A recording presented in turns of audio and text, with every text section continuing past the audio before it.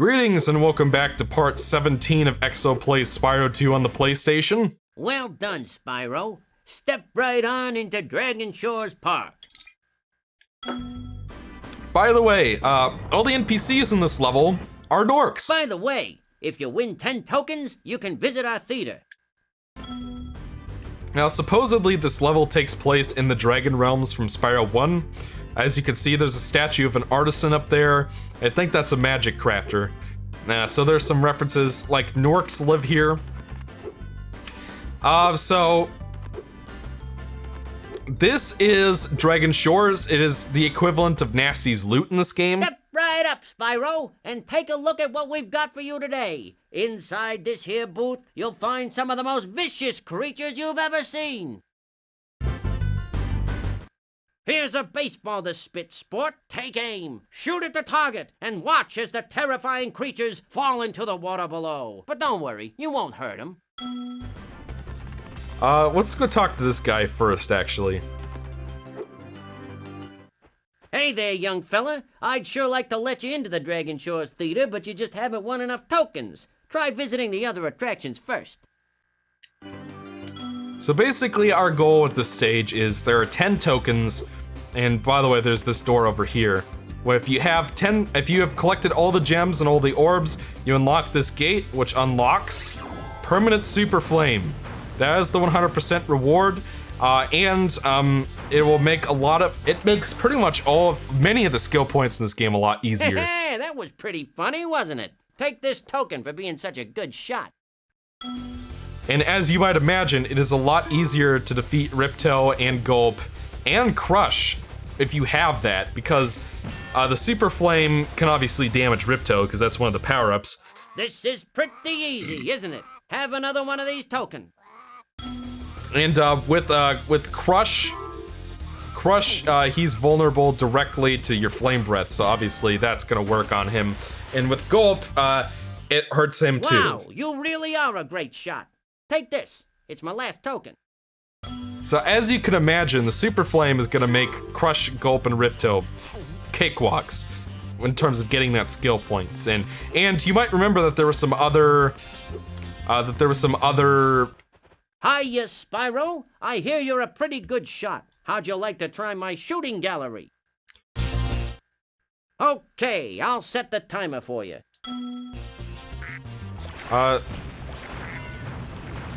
Oh, I guess I still had one of those baseballs in my mouth. Did I get the last dunk booth one? I might have missed it. You know, whatever.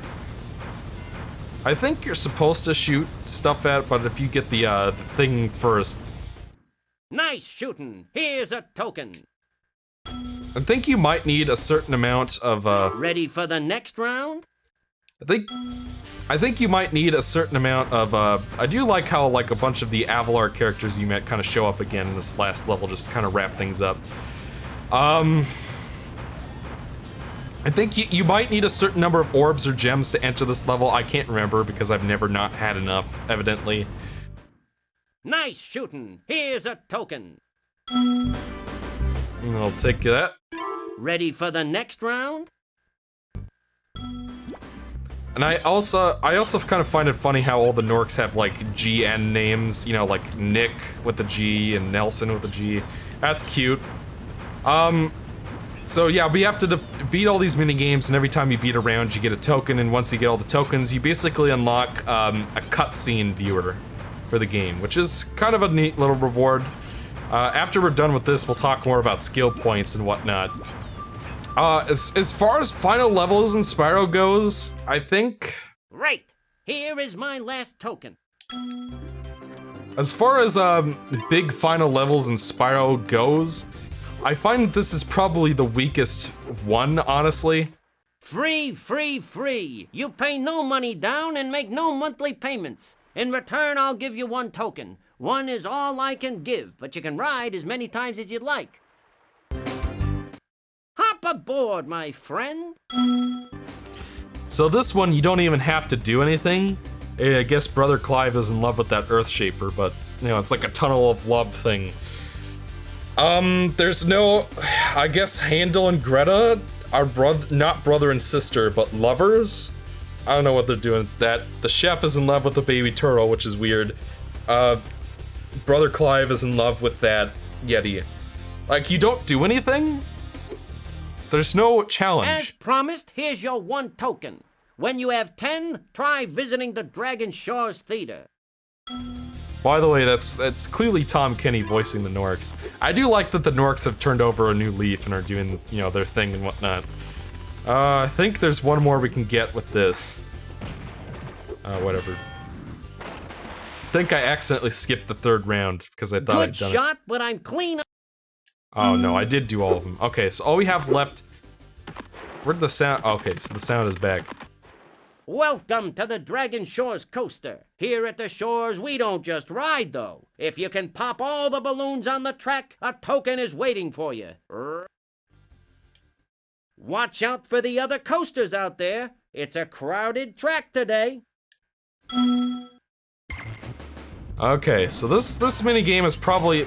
How the fuck did I manage to do that? Okay, for some reason, no matter how many times I play this mini game, I keep thinking you have to hit the green part, but you can touch the, you know, like the little string on the balloon, you can touch that and that counts as popping it somehow.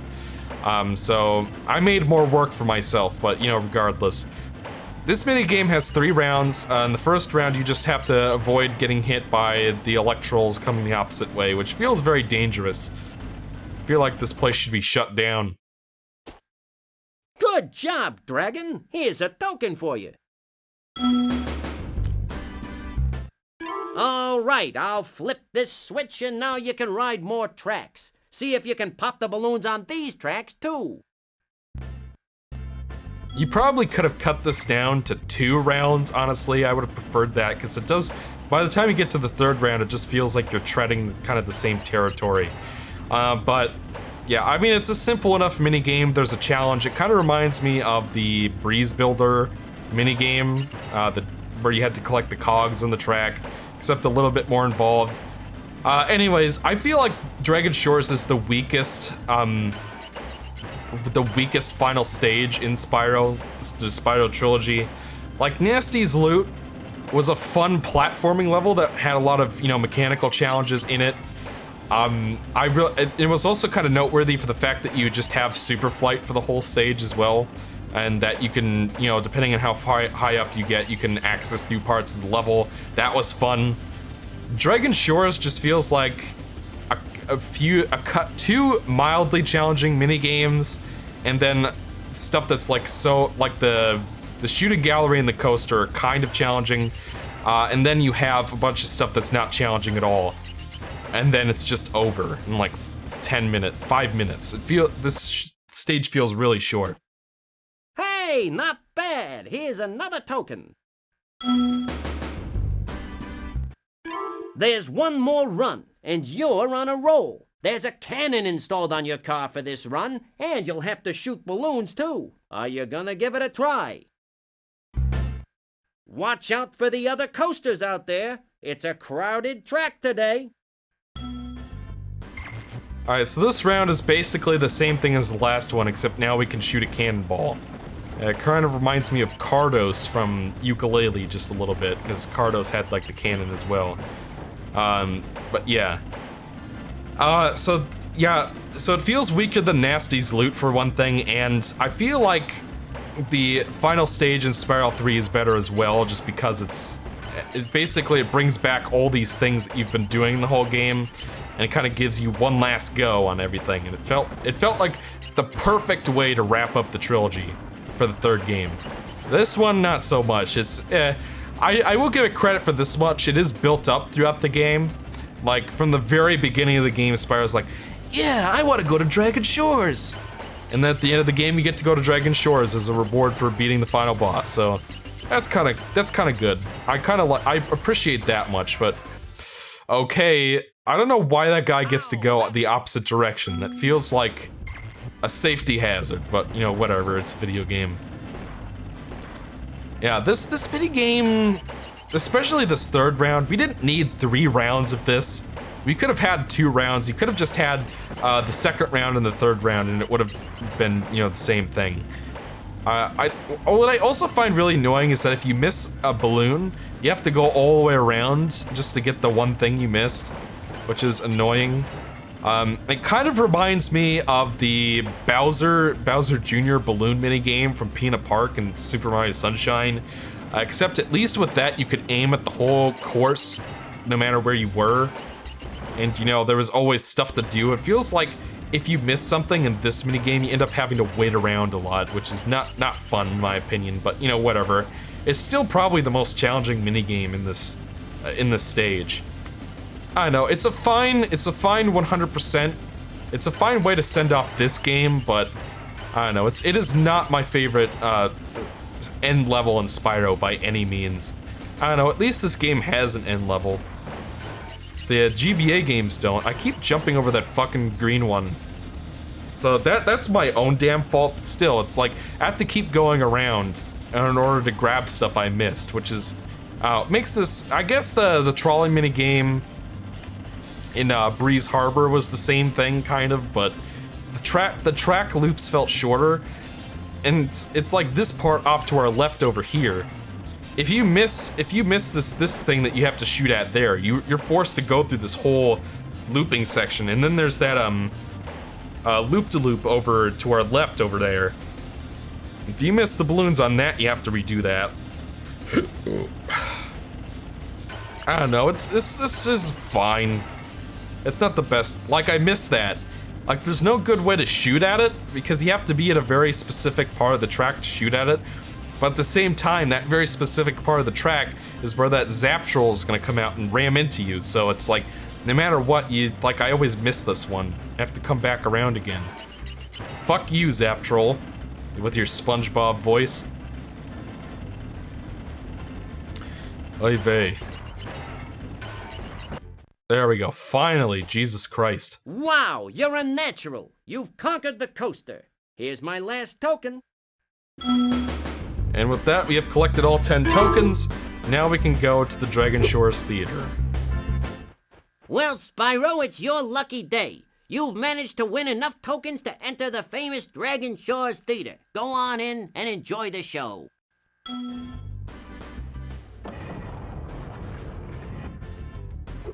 Alright. And like I said, this is... Whoa, you can see the wall in there. So as you can see, all the cutscenes in the game are available here.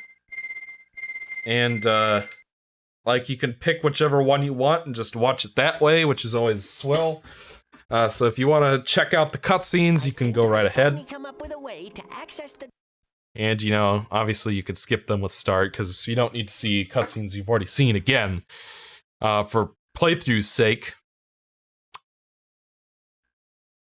But yeah, that's pretty much it for that. I think, like, it goes through the guidebook, but you can't actually watch them from the guidebook. So yeah, that's it for Dragon Shores. Like I said, kind of a short, not very challenging final level. I much prefer Nasty's Loot and Super Bonus Round, honestly. It's just another reason why Spyro 2 is my least favorite in the trilogy. You know, like I said, when it comes to the big picture, Spyro 2 is a great game. But when it comes to those little details like that, that's kind of where my preference for Spyro 1 and 3 comes into play. Regardless, as you can see, we have done everything in all these levels. All that's left is our skill points. As you can see, everything is listed here. The moment you beat Ripto, you can move on to this new page of the guidebook and see all of your skill points. As you can see, there are no hints at all. All you get is when you do find a skill point, it shows up here.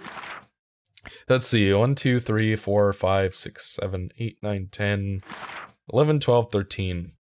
So there should be 15, 16. So what did I miss exactly?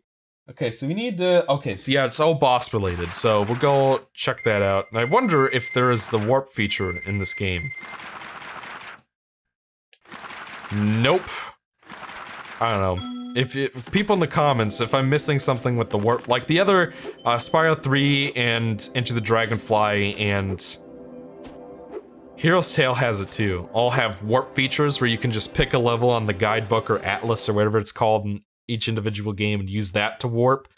I don't know, I guess Spyro 2 doesn't have it. I thought it did for some reason, but you know, whatever. We'll just go back. Now I get to show you how easy Gulp is with the Super Flame power.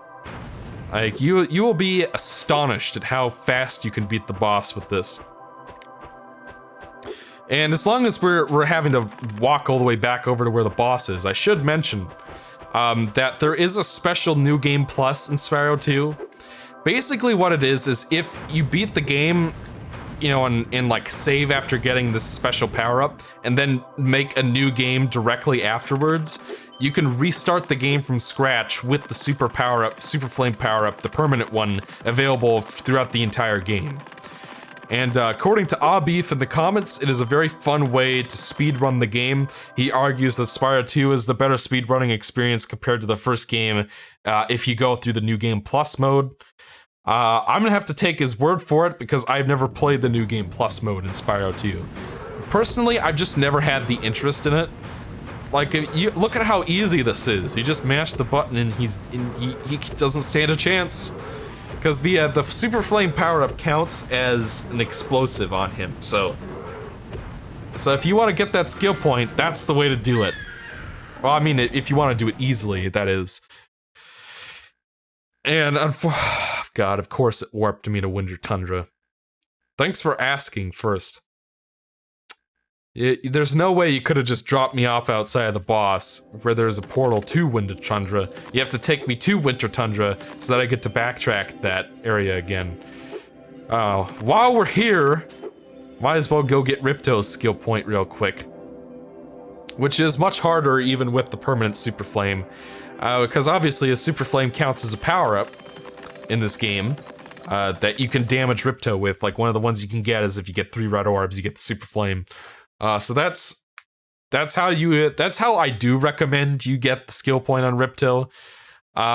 Because good fucking luck doing it any other way than this. And obviously if you do get hit, that fucks you over, so don't let that happen. Then he makes a Robo-Gulp. You can skip this even. Just mash the button so that he doesn't have a chance to attack. That'll make it so much easier for you. Now, again, you can do this the old-fashioned way and just fight the boss like normal without and get the skill point that way, but I'm too lazy to do it that way, so fuck that. We're gonna cheat. Alright, now obviously, even in the original fight you had this, so this is probably the hardest. This is probably the hardest part of the fight if you have the permanent Super Flame power-up, because you gotta avoid those green things. My recommendation is kind of fly below Ripto. I feel like that gives you a little bit more time to avoid the green things. They don't seem to hit you as well if you're underneath him, so make sure you follow him around. Don't stand directly in front of him or the green things are gonna hit you. You do kind of have to aim upwards at him if you do it this way, but it's doable. Gonna be kind of hard to hit him sometimes because he's a surprisingly small target. That would probably piss off Ripto if you heard me say that just now. You know, still, it's true. Kind of hard to hit him. And I don't know, that's pretty much all there is to say about this. You fly around, you shoot him, and you know, if you can keep sparks of gold and yellow the whole time, then there's our skill point. And I wonder if it warps you to Dragon Shores or what. Or maybe it plays the final cutscene again, I'm not really sure. Yeah, it does. I don't know why it bothers, because that already happened, but, you know, whatever. And then it plays the credits, too. And it warps you to Dragon Shores. Holy crap.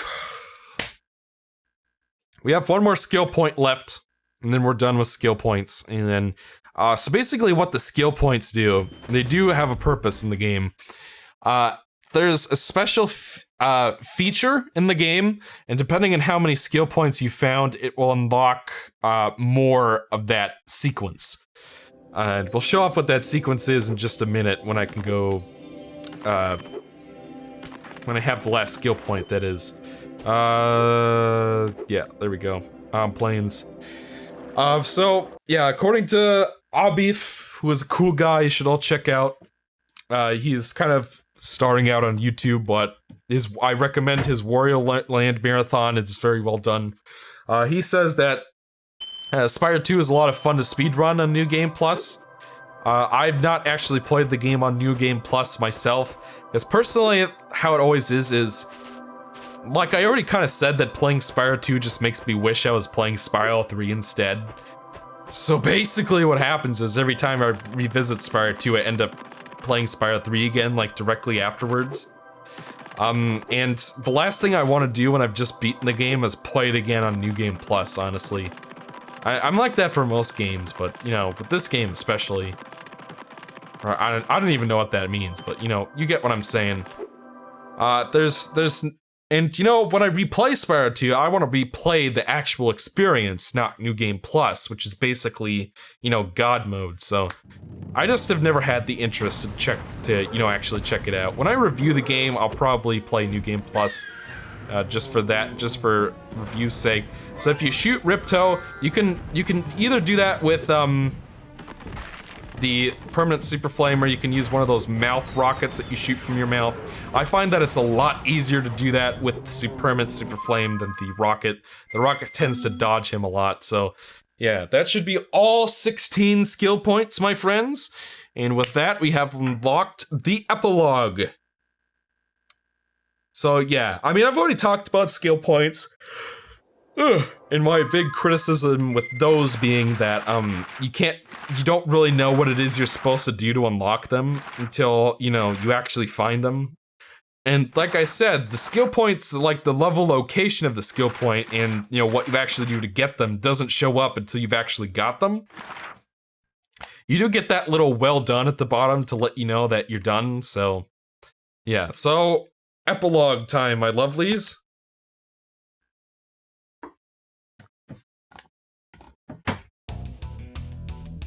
Gulp found a new life at the Society for the Protection of Abused Monsters Petting Zoo.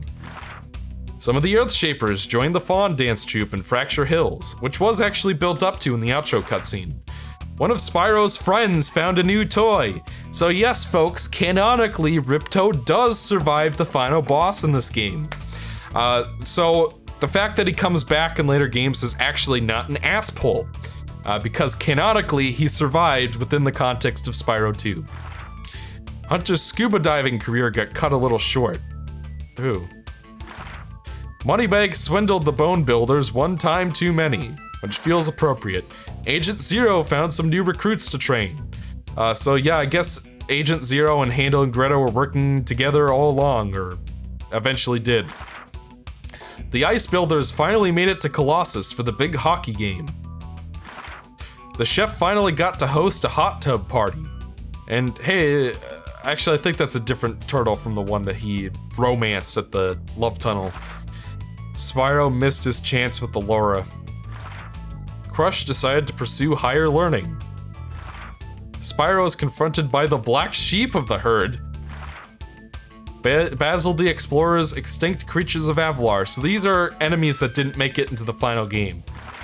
Guardius Fiortum, Catabatus, Farme Robotum, Druidus Schnickum, Farmentum, Lizardum Fat Slabe, Mr. Fistus, who looks like a smaller version of Crush, and Armapillo. Nervous Tickus, who looks like one of the trolls from Cloud Temple's Wuss. And then that's it. So yeah, you do get something for the skill points, and it is kind of neat to see that canonically, Crush, Gulp, and Ripto all survive the events of this game. So it's not an ass pull when they come back in the sequels. Because I remember my friend Haydox, when he reviewed Spyro 2, was like, "What? Hold on a minute, I thought they all died in the previous game." Well, no, technically, they survived. So, yeah, that's one thing about Enter the Dragonfly that isn't a big pile of shit. So there you go. So yeah, that's pretty much it. That's Spyro 2. Like I said, excellent game. Definitely, if you have not played this before and you own a PlayStation or some way to play this, go check it out. I highly recommend it. It is not the best game of the trilogy in my opinion, but it is still definitely ahead of the curve compared to most collectathons. It's definitely better than something like Donkey Kong 64, I could tell you that much. And I don't know, I guess most of my complaints are minor in the grand scheme of things, and most of the, you know, more general things the game succeeds at, but personally, if I want that straightforward, no bullshit collectathon experience, I'm gonna play Spyro 1. If I want a Spyro experience with a lot more variety in it, I'm gonna play Spyro 3. And I much prefer the story, the world build, well not, I don't know, world building is pretty much on par. I like the other play styles in the third one. Why am I talking about this? We're gonna play that next. Next up on EPG Plays, we're gonna round out the Spyro trilogy with my favorite game on the PlayStation and one of my top 5 favorite games of all time, Spyro Year of the Dragon for the PlayStation. It is by far the best Spyro game ever made, and I look forward to playing it with all of you fellas at home. So until then, I'm Exo, and I'll see you guys in the next playthrough.